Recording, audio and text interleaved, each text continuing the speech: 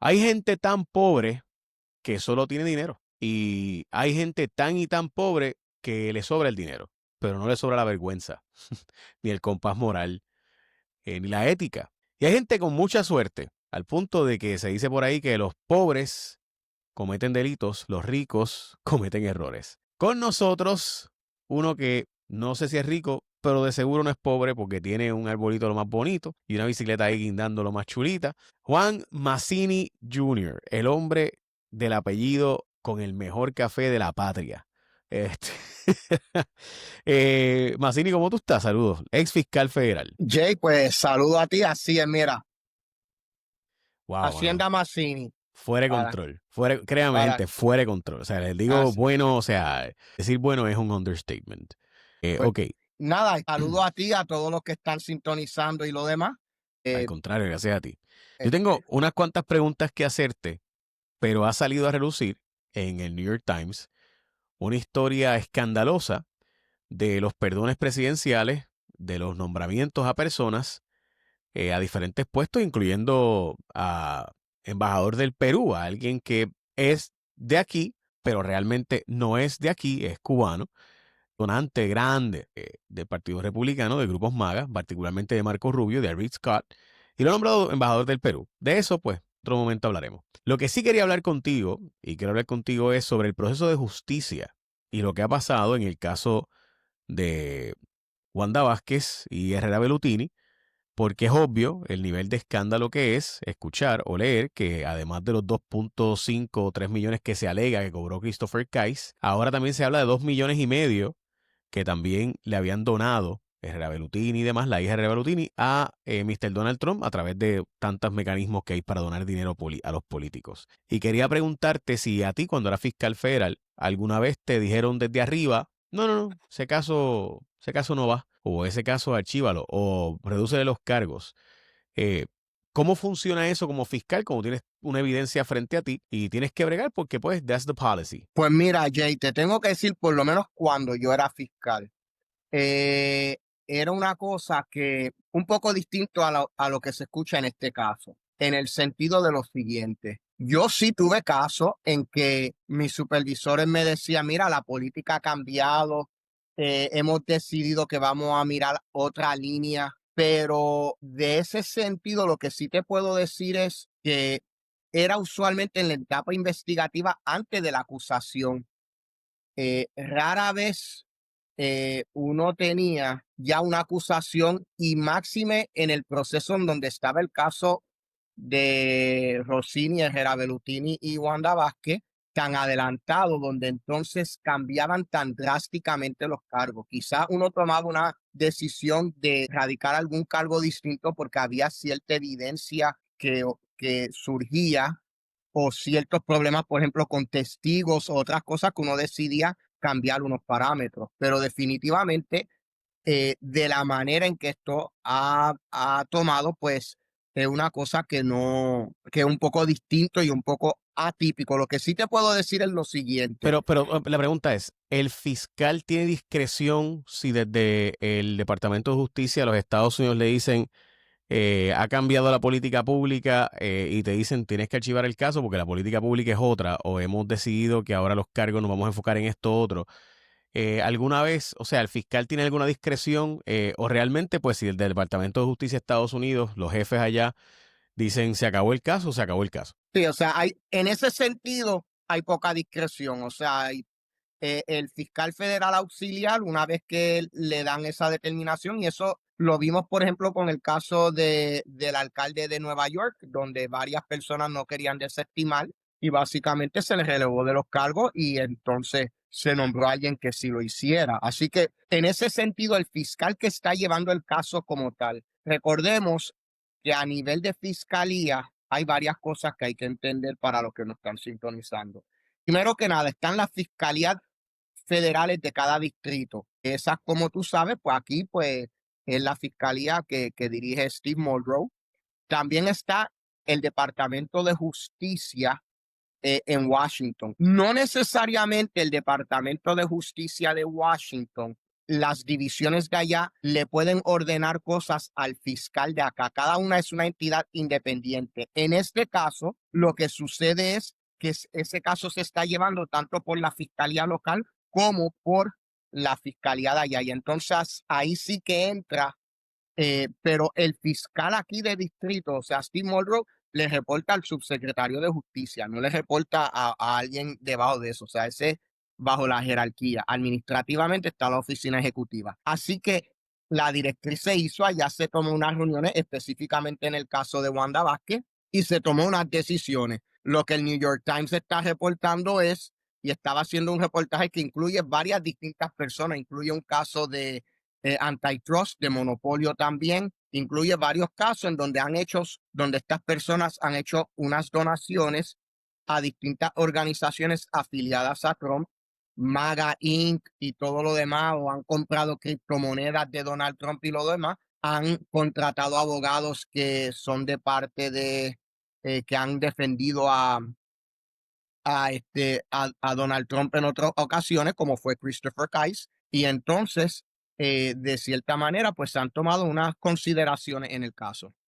En este caso, estamos hablando de que hubo unos donativos de Herrera Bellutini, que alegadamente, ¿verdad?, es el italiano venezolano, que tiene supuestamente billones de dólares y pues le dieron un donativo de 2.5 billones de dólares a la gente y dice, another donor with an interest in the outcome of criminal case was Isabela Herrero, who donated, la hija de Herrera Bellutini, who donated 2.5 million to MAGA Inc. late last year. At the time, her father, Julio Herrera Bellutini, a Venezuelan-Italian banker, was being prosecuted by the Justice Department for trying to bribe the governor of Puerto Rico. Herrera hired a former personal lawyer for Mr. Trump, who alleged that the case was an example of political weaponizing of the criminal justice system. Justice Department officials appeared to agree, authorizing a misdemeanor plea deal to settle the case and overruling career prosecutors who had pushed for a harsher sentence. Mr. Herrera could still face a year in prison at sentencing, which is scheduled for next month. Y así sigue. Y no hicieron comentario. Dice ahí básicamente que la hija de Herrera Bellutini dio un donativo de 2.5 millones a MAGA Inc. Y después de, ¿verdad?, de esas aportaciones y esas cooperaciones, y además de haber contratado a Christopher Kais, el abogado que había sido abogado de Donald Trump en Florida, y que es bien cercano a la Secretaría de Justicia, pues se dice que él costó 3 millones de dólares. Se dice que para Herrera Bellutini evidentemente no es mucho dinero. Así que se comenta entonces en básicamente este artículo que ha habido un patrón donde se plantea pues que donarle al presidente pues ha logrado que se suavicen acuerdos, acuerdos y se suavicen sentencias o se acuerde cosas diferentes. La justificación ha sido hasta ahora pues que supuestamente ha habido una criminalización o una utilización de persecución del Departamento de Justicia contra los republicanos, y Wanda Vázquez y Herrera Bellutini, ¿verdad?, eran supuestamente pues republicanos de derecha, ¿verdad?, y demás. Te pregunto, el artículo, ¿verdad?, menciona esto. Esto es algo que se ha comentado en los pasillos de los tribunales. O sea, lo que se ha comentado es que en efecto fueron los contactos políticos lo que lograron que el acuerdo fuera un acuerdo con dulce y miel y mermelada. Mira, sí se ha comentado, o sea, y por varias razones. Y quiero hacer un paréntesis para aquellos que vayan al artículo y lo lean, porque el artículo habla de ciertos patrones y entonces habla, por ejemplo, que tú lo empezaste mencionando esto sobre posiciones y puestos que se le han dado a personas dentro del gabinete y a también embajadas. Deberíamos de decir que esa parte no es tan inusual. Tradicionalmente, para que la gente sepa también del tema del Departamento de Estado, la mayoría de los embajadores son personas que son de carrera, pero siempre hay ciertas embajadas, usualmente la de Londres, la de Italia, ciertas que se le dan a personas que están afiliadas al presidente, que son amigos del presidente o que son donantes. Eso no es tan raro. Lo que sí en este caso es raro es la parte del artículo del New York Times que habla del weaponization del Departamento de Justicia, y de hecho en el mismo artículo le preguntan a uno de los que era supervisores de la parte de integridad pública del Departamento de Justicia, donde dice, mira, definitivamente los delitos, había la evidencia y acarreaba una pena mucho mayor, y la razón por la cual se le dio este trato preferencial a Herrera Bellutini y a los que estaban dentro de la acusación, que incluía a Wanda Vázquez, por los acercamientos políticos y las donaciones que se hicieron. Te perdí. Los embajadores, disculpa que le había dado mute, eh, los embajadores es bien común que sean, hay unos cuantos que son, ¿verdad? Personal de carrera, diplomáticos de carrera, que ahí siempre es la mitad. Y la mitad también son políticos o personas relacionadas con la política. De hecho, yo recuerdo muchas veces este tema porque cuando en Puerto Rico se nombraba a los gobernadores, que eran por nombramiento, muchos de ellos eran personas que habían sido donantes del partido de turno de Estados Unidos y enviaban embajadores para ser gobernadores de Puerto Rico, ¿verdad? Y de hecho no eran los que donaban mucho, eran los que donaban poquito, los que mandaban para acá. Ok, so that being said, lo cierto es que sí, ha habido ¿verdad? Un historial de los embajadores, pero yo no había visto anteriormente que hubiera ese nivel de que por donativos, de repente tuvieras casos como ¿verdad? El caso de criptomonedas recientemente, o sea, donativos de $1 millón, $2 millones, y de repente esas personas tienen unos beneficios de perdones presidenciales. Y hay mucha gente que dice que esto siempre ha pasado. ¿Tú has visto algo parecido o análogo a esto anteriormente? No, no se había visto. Lo que mucha gente está comentando es que también Donald Trump ha tomado, o sea, el presidente y la administración ha tomado una perspectiva de 180 de la manera en que la administración anterior veía los casos. Y básicamente han enfocado de la manera en que ciertos casos se han visto y se han ventilado, pues ellos toman el tracto totalmente opuesto. Así que lo vimos con el hecho de que él dio indulto a todas las personas que fueron acusadas de los actos de enero 6 del 2021 en el Capitolio de los Estados Unidos. Vemos también cómo han hecho eh, han cambiado la política del Departamento de Justicia de la manera en que se siguen casos políticos, en que se siguen también casos de índole penal y también cómo se han visto casos en contra de empresas y corporaciones.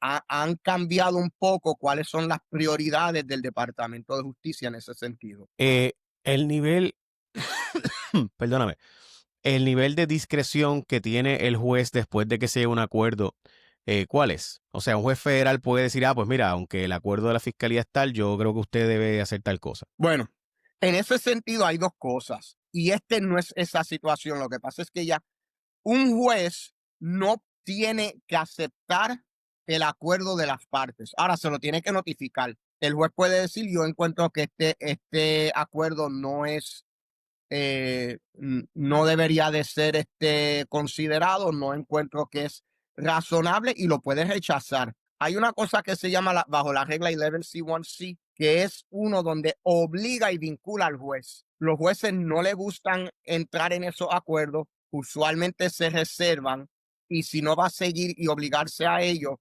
permita a las partes retirarse. En este caso, este tipo de acuerdo se sometió a la juez Carreño Cole, que no es un 11C1C. Ahora ella ya aceptó la declaración de culpabilidad, aceptó, o sea que ahora en ese sentido está limitada por los parámetros de que una sentencia que no puede ser mayor de 1 año. Lo que es interesante que cuando tú miras la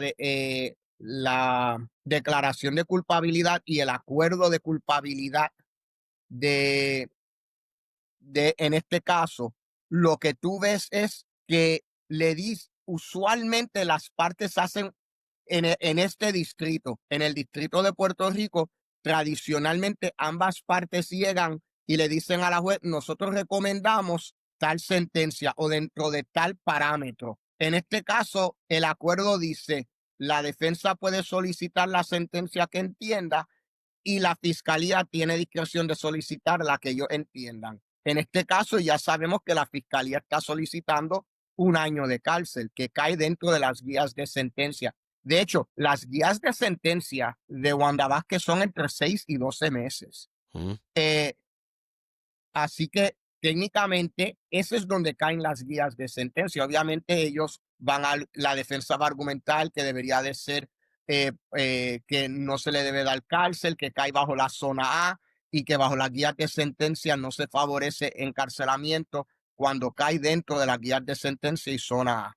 No obstante, definitivamente cae dentro de 6 a 12 meses y la juez tiene la discreción de 0 a 12 meses de cárcel. Lo que sí definitivamente se ha comentado por varios abogados, colegas, amigos, es que este artículo de New York Times definitivamente da un golpe a lo que decían los abogados de la defensa, de que ellos fueron allá, que probaron de que aquí no había un caso, de que había evidencia exculpatoria, de que definitivamente la razón de que se ventilaron este caso y se bajaron los cargos, perdón, Sí, ¿no? Y aquí había gente dice, porque por la evidencia y la investigación que habían hecho, pues este artículo de New York Times pone por lo menos en tela de juicio ese argumento. claro, y yo recuerdo que había gente diciendo localmente que no, que esto demostraba que la Fiscalía Federal no tenía tanta evidencia, pero tenía incluso a varios colaboradores que se habían declarado culpables. Pero pues a quienes ahora pues básicamente John Blakeman y Frances, etcétera, pues ahora se les básicamente se les pone, o sea, lograron un acuerdo tan y tan favorable los acusados que honestamente uno se preguntará entonces, pues, ¿para qué meter de alguna forma en cárcel a John Blakeman, ¿verdad? O a Frances, su pareja, que era la que dirigía el banco. El Bancrédito, por si acaso, que era el banco de Herrera Bellutini, el cual fue, ¿verdad?, parte de todo este proceso para, ¿verdad?, alegadamente comprarle la conciencia a Wanda Vázquez y cambiar el director o comisionado de instituciones financieras. Yo, lo que uno le choca, ¿verdad?, es que cuando gente decía en Puerto Rico que no había evidencia suficiente y que eso fuera lo que, ¿verdad?, y había gente localmente, hasta analistas políticos, decir, no, pues que este caso, pues no había evidencia. Y después de que se había publicado el contacto que había logrado Herrera Bellutini con Christopher Case, que de nuevo era el segundo en mando de la Secretaría de Justicia cuando era la jefa de justicia de Florida, en el estado, y que era una persona que fue abogado de Donald Trump, y además de eso, cuando uno sabe que había habido donaciones a MAGA Inc. por parte de la familia Herrera Bellutini, y de repente, justo después de eso, no solamente él, acaban de ver artículos, montones de otras personas que han dado donativos, han logrado algún tipo de acuerdo favorable, ya sea para un perdón presidencial o para una reducción de los cargos, reducción de la sentencia o conmutación de la sentencia, pues demuestra que aquí hay un come to the king situation, un ven donde el rey, pídele al rey y el rey te dice si sí o si no. O sea, eso es una estrategia histórica. O sea, por si acaso, la humanidad fue así siempre. Ahora es que se supone que con el sistema de, ¿verdad?, los pasados 200 años, un sistema donde todos somos iguales ante la ley, pues se supone que eso no fuera así, pero sabemos, ¿verdad?, que siempre ha habido, ¿verdad?, con los contactos y con los allegados, pues como dice el famoso dicho, de que los pobres cometen delitos y los ricos cometen errores. Así que sabemos que eso siempre ha sido así, pero hay una aspiración a que todos seamos lo mismo debajo de la ley. Y esa aspiración, pues obviamente ha cambiado más recientemente. No, bueno. Sí, o sea, y en ese sentido, the victor go the spoils. O sea, definitivamente las prioridades cambian cuando llega una nueva administración, cambian la visión y qué buscan. Yo te puedo decir, cuando yo era fiscal, sí me ocurrió, pero vuelvo y recalco, sí me ocurrió donde decían, ya estos casos que están investigando no son prioridad, van a ser estos otros. Bajaron casos en donde dijeron, fuera a un compañero mío, amigo, lo demás, Washington dice que esto ya no es de interés y que hay que enfocarse en otra cosa. Lo interesante es que eran casos que todavía no habían sido, contra esa persona en particular, no habían sido acusados todavía, que es algo totalmente distinto a Seguro. como estamos en este Y caso. en este caso que ya estaba básicamente a punto de empezar el juicio, o sea que estamos hablando de que estaba bien adelantado. Por último, el licenciado, ¿crees que esto llegó para quedarse? o habrá una regularidad o normalización? Y planteo esto porque el caso de Herrera Belotti y Christopher Kais, el argumento que hace en el Departamento de Justicia allá en Estados Unidos, según el propio New York Times, es que este fue un caso políticamente motivado contra una persona republicana maga que era parte del weaponization, era parte de usar para perseguir a los republicanos, la gente de MAGA, por parte del Departamento de Justicia y los fiscales del Departamento de Justicia y demás. Sin embargo, el argumento que se alega en el mismo New York Times que ocurrió fue que se dijo, pero es que espérate, esta investigación empezó en el 2019 cuando Donald Trump era presidente. El fiscal a cargo del Departamento de Justicia en Estados Unidos, de Estados Unidos en Puerto Rico, el fiscal Stephen Muldrow, fue nombrado por Donald Trump a la posición y fue de los pocos que fueron dejados en su posición, así que evidentemente pues no era un caso que era motivado por ser anti-Trump. Y eso fue lo que básicamente provoca que el caso, perdón, no se desestime por completo, ¿verdad? Eso es lo que alega el New York Times en un artículo previo diciendo, mira, no tiene sentido decir que este caso es una persecución contra los MAGA porque este caso empezó cuando Trump era presidente y la persona que está a cargo es precisamente la persona que Donald Trump nombró, así que el argumento se caía y por eso es que no se llega a una desestimación por completo. Mira, yo creo que el péndulo va a caer próximamente en el medio. Yo creo que es importante ver cómo el péndulo ha estado en ambos lados. Cuando Biden estuvo en la presidencia, o sea, aquí hubo un montón de casos de verdad en contra de Trump y en contra de su círculo. O sea, no podemos cegarnos a eso. O sea, había casos en Florida, había casos en Virginia, en Atlanta le tenían un caso en Georgia, en Arizona había otro caso. O sea, que habían casos tantos federales como estatales bajo el término de Biden contra personas o contra Trump o contra personas dentro de su círculo. Y yo creo que parte de lo que ha pasado es que durante la época de Biden el péndulo se fue demasiado para un lado. Y ahora la repercusión ha sido de que durante el periodo de Trump el péndulo entonces se ha movido al otro lado. Esperemos entonces que, que entonces el péndulo en su momento vuelva a caer en el centro, pero no nos podemos olvidar que durante el periodo de Biden, o sea, hubo personas que hicieron campaña.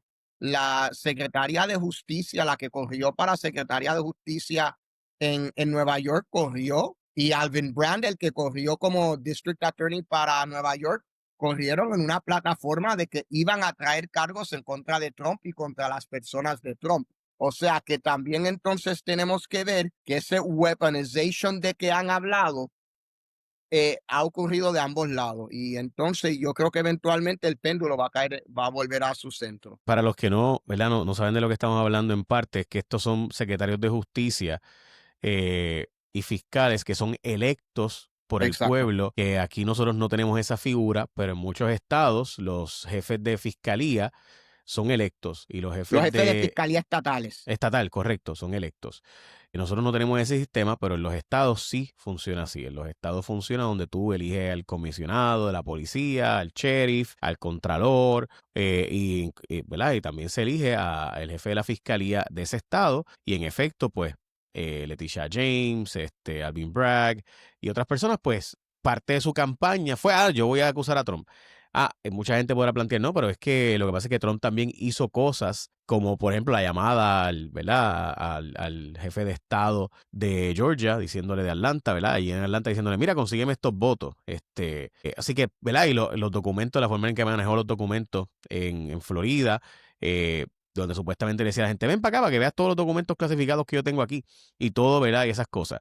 Pues, la verdad es que se convirtió en una cosa que ya era simplemente una, más que persecución, yo diría que era hasta una forma risible del Departamento de Justicia, porque era obvio que aquí no había una intención criminal, había una intención política, ¿verdad? Y demás. Y eso, pues, yo creo que rehabilitó a Donald Trump, dicho sea de paso, como candidato a la presidencia de Estados Unidos. Por lo cual yo puedo estar a favor o en contra, pero pues, que se cometieron delitos. Sí, pero hay que saber también, y yo creo, por ejemplo, en el caso de Aníbal Acevedo, yo recuerdo cuando Tony Zagardía dijo que él no llevaría un caso a nivel estatal. En aquellos tiempos se podía, porque por policy, por Puerto Rico, lo mejor era en ese momento no seguir llevando al gobernador Acevedo Vilá un caso estatal después de haber salido bien en la federal. Que él entendía. ¿Y por qué eso? Porque había muchos delitos que los federales no pudieron acusar porque eran delitos estatales, no eran delitos federales, eran delitos electorales de Puerto Rico, no federales. Y por tanto, pues, Tony Zagaria dijo, mira, ya él salió bien a nivel federal, aunque hay los elementos o pudiera haber los elementos de delito para poder acusar a nivel estatal, lo mejor es no hacerlo para fines de no convertirlos en lo que sería, ¿verdad?, lo que ha pasado en muchos otros países, particularmente en Latinoamérica, donde el presidente próximo siempre acusa al anterior y lo arrestan, y el próximo, Brasil, Perú y montones de otros lugares, ¿verdad?, han tenido esas situaciones, y eso provoca pues que básicamente la democracia pues tenga una situación de convertirse en un ejercicio de venganza más que de mirar hacia el futuro, en tratar de vengarse del pasado. Y una de las preocupaciones que yo tengo con lo que ha hecho Trump con este asunto es que empieza a pasar. O sea, que este revanchismo sea la nueva realidad de Estados Unidos. Hasta ahora no se ha acusado ni a Biden ni a Obama, pero Trump ha dicho varias veces que pudiera hacerlo, que debería investigarse para acusar a Obama o a Biden. Y pues, Lo que pasa es que también, y respectivamente de eso, Jay, cualquier delito que quizás le busquen a ellos, lo más seguro es que ya está prescrito, así que prescrito o tienen inmunidad, porque recordemos que sin sí, duda, el caso después de el caso que el mismo Trump fue el que llevó, que le dieron entonces cierta inmunidad, correcto. bueno, cierta inmunidad, yo creo que casi toda la inmunidad, porque si el presidente puede hasta buscar el Navy SEAL Sim 6 y enviarlo, el Navy SEALs, y puede enviarlos a buscar al candidato presidencial en su contra y a matarlo, y eso no sería un delito, pues imagínate tú. Eh, este, eh, o sea, ¿qué delito pudiera cometer el presidente de Estados Unidos después de eso? ¿Un delito personal? ¿Corrupción? Algo así, o sea. Bueno, lo que pasa es que en realidad cuando tú lees la opinión, lo que dice es que si estaba actuando, le da una presunción. No significa que la presunción entonces no se puede rebatir. Meramente está diciendo que si estaba actuando dentro de un ámbito presidencial, hay una presunción, pero esa presunción sí es rebatible. O sea que es más difícil, obviamente, pero es una presunción rebatible sobre los actos que haya hecho en oficina. Para los que no saben, el caso se llama Trump versus United States, 603 US 593-2024. Es un caso donde Donald Trump logró básicamente demostrar que tenía inmunidad absoluta en actos oficiales, y en otros actos no oficiales pues pudiera haber hasta algún grado. Nada, ese es un nuevo orden mundial, by the way, esa es la nueva realidad. Massini, por último, y ahora sí es lo último, ¿crees que esto va a provocar que más gente empiece a donar a los políticos precisamente para lograr este tipo de acuerdos favorables y evitar, por ejemplo, que los acusen, o si los acusan, pues conseguir sentencias lenientes? Mira, eso siempre ha pasado, Jay. O Un sea, cost of doing business. eso siempre ha pasado. O sea, esto no es nada nuevo. Con la diferencia de que quizás ahora está más al descubierto que antes, pero si tú vas a la época de Biden, vas a la época de Bush, vas a la época de Clinton, vas a la época de Obama, tú sabes que hay ciertas inherencias y ciertas presiones políticas que entran eh, al ruedo jurídico. Siempre lo ha habido. Lo que ha pasado ahora en realidad es que ha sido un poco más quizás al descubierto cómo ocurre, pero eso ha ocurrido, esto ha ocurrido Sí, sí. desde hace mucho tiempo. No creo que sea algo que novel a esta administración. Sí, sí, parte del costo de hacer negocios. The cost of doing business. Bienvenido a La Resistencia. Este es nuestro contenido premium. Pero por si te llegó sin que estés suscrito, puedes suscribirte entrando a jfonseca.com/premium. Ahí te va a llevar a YouTube, y desde tu cuenta de Gmail, por si acaso, esto no es para hacer sacrificios. Si suscribirte es un sacrificio para ti, no lo hagas. Pero si quieres tener acceso a los datos, te esperamos. Funcionamos encuestas, investigaciones, información exclusiva, primero en nuestro canal Premium. Y es que mientras otros especulan con los datos, nosotros los tenemos. Si llegaste hasta aquí, tú eres parte de la resistencia. Ahora suscríbete. Casi 40 de cada 100 no se suscriben y piensan que están suscritos. Dale subscribe al canal y la campanita. Nos ayudas un montón cuando te suscribes porque hace que el algoritmo empiece a enviarle a otras personas como tú. Suscríbete aquí en mi canal de YouTube, Jay Fonseca PR.